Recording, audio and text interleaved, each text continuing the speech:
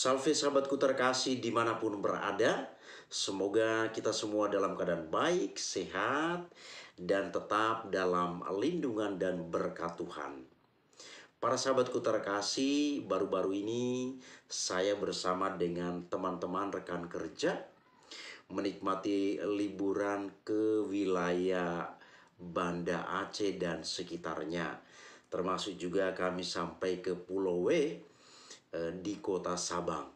Jadi begitu banyak hal bisa kita nikmati di sana, kita lihat, kita alami, kita saksikan di wilayah provinsi ini. Nah, di sana juga karena sekarang semua sudah dibangun kembali, kita juga akan melihat bagaimana apa-apa saja yang pernah terjadi pada tahun 2004 yang lalu. Kita ingat bersama bahwa tahun 2004 di sebagian wilayah Aceh itu dilanda tsunami. Jadi tsunami pada tahun 2004 itu meluluhlantakkan begitu banyak hal yang ada di sana. Jadi dari guide yang membawa kami menuturkan banyak sekali hal, kisah-kisah pilu yang terjadi pada tahun 2004 silam. Dan diceritakan juga bahwa ada sekian ribu orang yang meninggal. Kemudian sebagian dari itu bisa diidentifikasi orangnya, dan sebagian lagi tidak bisa lagi diidentifikasi. Maka dilakukanlah pemakaman secara massal. Jadi begitu banyak hal ketika kita sampai di wilayah provinsi ini, kita langsung diingatkan dengan kejadian yang pernah terjadi pada tahun 2004 silam. Jadi saudara-saudariku terkasih, sudah bangunan-bangunan itu sudah banyak dibangun kembali. Lalu masih ada juga bangunan yang memang sengaja ditinggalkan dengan kondisi demikian untuk mengingatkan, mengenang kembali apa yang pernah terjadi di tahun 2004. Jadi saya bersyukur bahwa bisa punya kesempatan untuk mengunjungi wilayah ini. Jadi dulu kita hanya mendengar kisah dari orang-orang dari berbagai media yang memberitakan tentang kejadian ini, tapi saya akhirnya hadir di sana bersama dengan rekan-rekan kerja, menyaksikan, melihat secara langsung bagaimana situasi yang ada. Walaupun sudah terjadi renovasi atau perbaikan-perbaikan di sana dan di sini. Jadi secara pribadi ya patut bersyukur bahwa bisa punya kesempatan untuk berkunjung ke tempat ini, menyaksikan, melihat apa yang terjadi. Demikian juga keindahan-keindahan alam yang dapat kita nikmati sebagai karya atau ciptaan Tuhan yang sangat mengagumkan. Nah, para sahabatku terkasih, kami juga di sana selain menikmati pemandangan-pemandangan alam, melihat situasi-situasi yang ada, kami juga sempat mengunjungi Museum Tsunami. Jadi Museum Tsunami ini dibangun untuk di dalamnya itu boleh dikatakan dimasukkanlah hal-hal yang bisa mengenang kembali, mengingatkan kita kembali akan apa yang terjadi pada tahun 2004. Namanya juga Museum Tsunami. Jadi ada helikopter di sana yang pada saat bencana itu mengalami kerusakan juga dimasukkan di dalam. Lalu kita juga bisa menonton video-video yang mengisahkan tentang kejadian pada waktu itu yang direkam secara amatir oleh orang-orang pada waktu itu, dan itu tidak bisa kita merekam lagi video itu karena itu adalah dokumentasi dari museum ini. Kemudian di sana juga ditunjukkan negara-negara, bendera dari negara-negara yang memberikan bantuan ke wilayah Aceh ini ketika musibah besar ini terjadi pada saat itu. Jadi singkatnya di dalam museum ini banyak hal dikisahkan, ditunjukkanlah gambar-gambar tentang peristiwa yang terjadi pada masa itu. Jadi kita dibawa seolah-olah kita sedang mengalami suasana tsunami pada waktu itu. Jadi ini hal yang sangat baik sebenarnya yang dilakukan oleh pemerintah di sana untuk mengajak masyarakat, demikian juga para pengunjung, para wisatawan yang hadir di sana untuk bisa ikut merasakan peristiwa pilu yang terjadi pada tahun 2004 silam.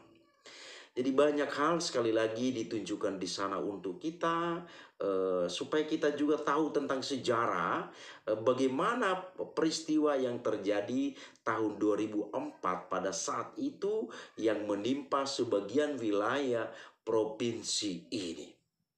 Jadi di dalam museum ini banyak hal ya, banyak hal bisa kita lihat, kita temukan di sana yang sebelumnya kita hanya dengar dari orang, kita bisa melihat secara langsung, menyaksikan keterangan-keterangan langsung dari pemandu yang ada di sana. Jadi saya bersyukur punya kesempatan untuk bisa melihat ini.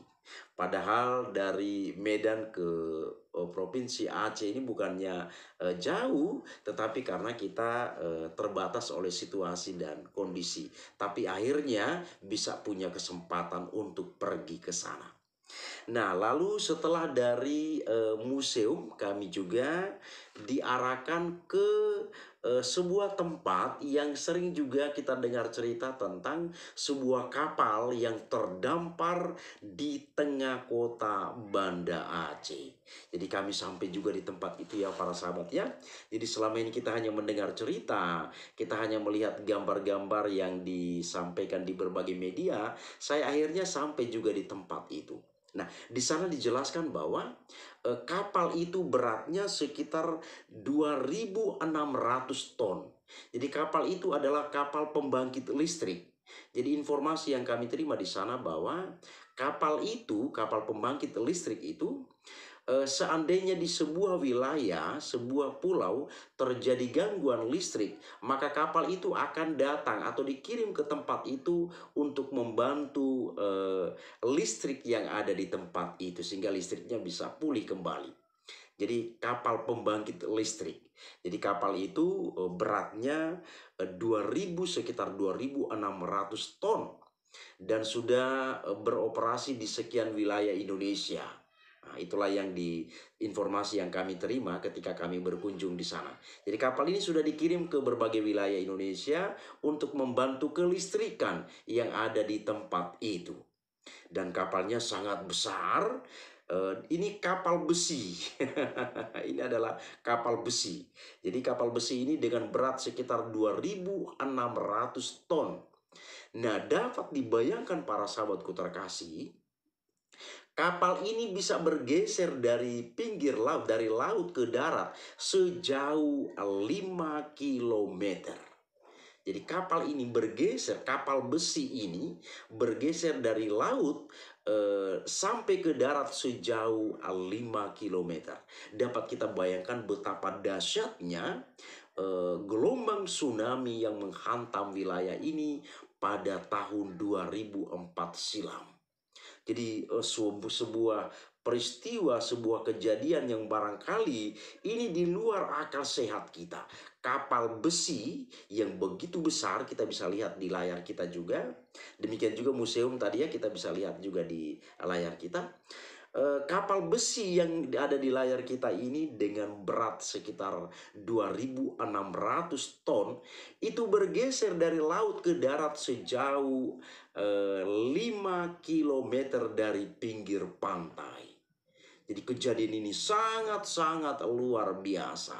Kapal yang begitu berat, kapal besi yang besar ini bisa dibawa oleh gelombang atau air laut ini sampai ke darat dan sejauh 5 kilometer. Jadi kalau kita pikir dengan akal sehat ini barangkali bisa-bisa tidak masuk akal kita.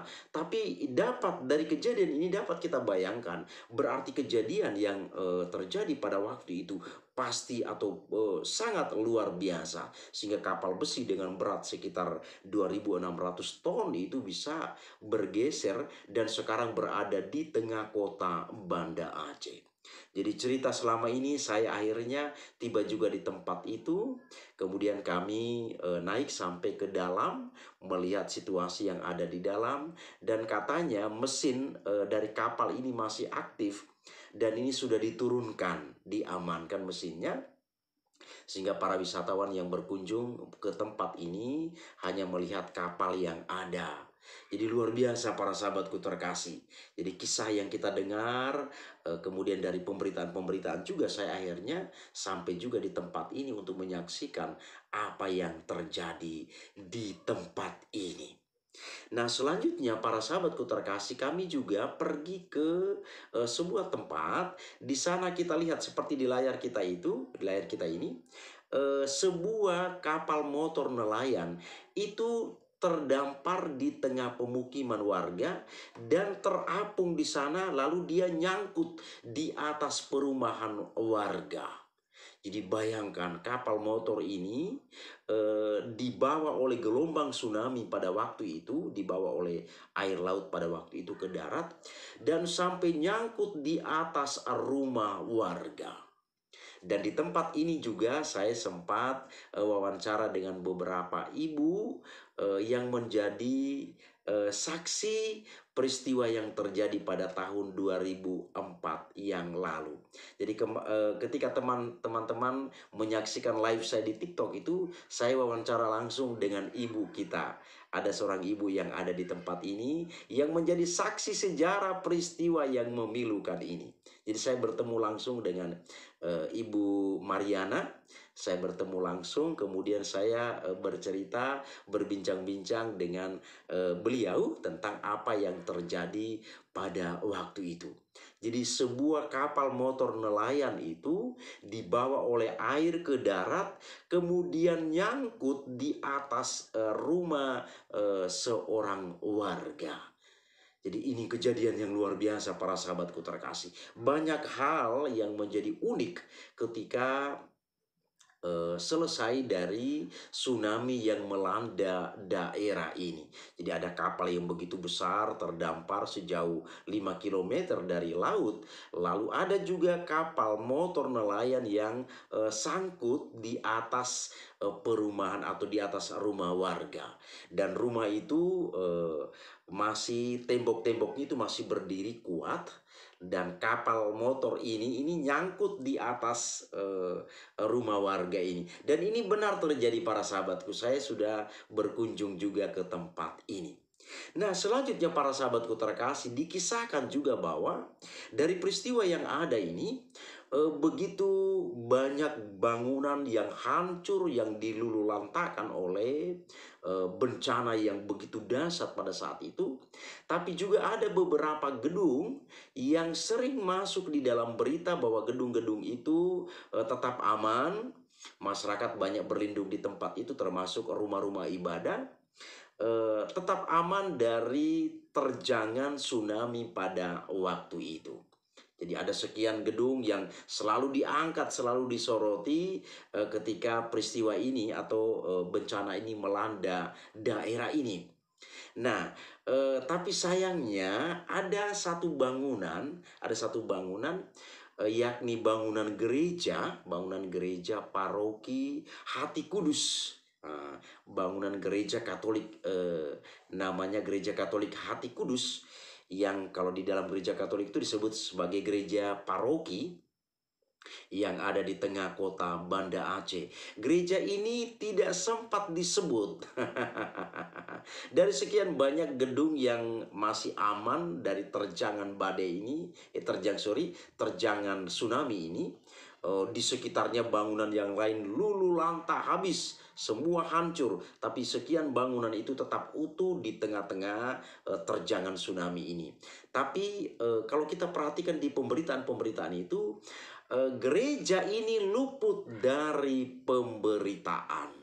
Gereja ini luput dari pemberitaan. Dan kalau kita baca-baca dari berita-berita yang ada, dari kisah sejarah yang ada, gereja Hati Kudus ini tidak masuk di dalam. Padahal saya juga sudah berkunjung ke gereja ini. Ketika kita berbincang-bincang dengan masyarakat, dengan umat yang ada di sana, bahwa gereja ini juga menjadi tempat yang aman dari terjangan tsunami pada tahun 2004 yang lalu. Jadi gereja ini aman-aman saja. Gereja ini aman-aman saja. Dan banyak umat, demikian juga masyarakat yang datang berlindung di gereja ini. Datang berlindung di gereja ini. Jadi gereja ini menjadi tempat yang aman walaupun air begitu dahsyat, air laut begitu dahsyat menghantam wilayah ini. Tetapi gereja ini menjadi tempat yang aman, tempat berlindung bagi banyak masyarakat. Banyak masyarakat. Dan saya sudah berkunjung juga ke gereja ini. Mulai dari depan sampai ke belakang di pastoran. Dan saya masuk juga ke pastoran, saya melihat apa-apa saja atau bagaimana situasi yang ada pada wilayah gereja ini. Dan bangunannya masih utuh. Bangunannya masih tetap kokoh. Jadi pemberitaan-pemberitaan itu hanya menyampaikan atau menginformasikan bahwa bangunan ini, rumah ibadat itu semua masih utuh, bangunan ini masih utuh. Tetapi gereja ini luput dari perhatian. Sementara ini seharusnya ini masuk juga di dalam pemberitaan sejarah, bahwa ketika peristiwa yang begitu dahsyat menimpa daerah ini, ada sebuah gereja yang bernama Gereja Hati Kudus itu juga luput dari terjangan bencana yang dahsyat pada saat itu. Seharusnya itu juga masuk di dalam pemberitaan dan harus masuk dalam kisah sejarah ini. Kisah sejarah. Tapi sayangnya sekali lagi gereja ini tidak masuk atau tidak diberitakan sebagai tempat yang aman, tempat berlindung bagi warga atau masyarakat yang ada di sekitarnya. Pertanyaan, mengapa bangunan yang lain, tempat-tempat ibadah yang lain diberitakan masuk di dalam kisah sejarah, sementara gereja ini tidak? Ini barangkali menjadi pertanyaan bagi kita. Nah, para sahabatku terkasih, saya menemukan dua jawaban demikian. Pertama, bicara tentang sejarah atau bicara tentang sebuah sejarah, ini juga dipengaruhi oleh siapa yang menulis. Siapa yang menulis sejarah ini? Jadi tentang sebuah sejarah itu sangat bergantung kepada siapa yang menulis tentang sejarah itu. Siapa yang menulis? Saya pikir para sahabatku bisa memahami apa yang saya katakan ini. Jadi pertama, siapa yang menulis? Yang kedua, tujuan dari penulisan sebuah kisah sejarah itu apa? Apa motivasinya? Apa tujuannya? Latar belakangnya apa? Nah, jadi dari dua hal ini, siapa yang menulis, kemudian apa tujuan, latar belakang, motivasi dari penulisan sejarah, maka dapat kita membuat sebuah kesimpulan. Maka demikianlah atau dengan demikian maka gereja ini walaupun sebagai tempat berlindung yang aman bagi banyak orang, tidak bisa diekspos pada masa itu. Jadi kalau kita baca berita-berita tentang kejadian itu, gereja ini tidak masuk di dalam pemberitaan. Tapi tidak jadi masalah untuk itu. Yang jelas bahwa ini adalah sebuah mujizat Tuhan yang terjadi di tempat ini. Tuhan melindungi gerejanya dan menjadikan gereja ini sebagai tempat yang aman, yang tenang, yang nyaman bagi warga masyarakat yang ada di sekitarnya ketika pada waktu itu tsunami yang begitu dahsyat melanda tempat ini.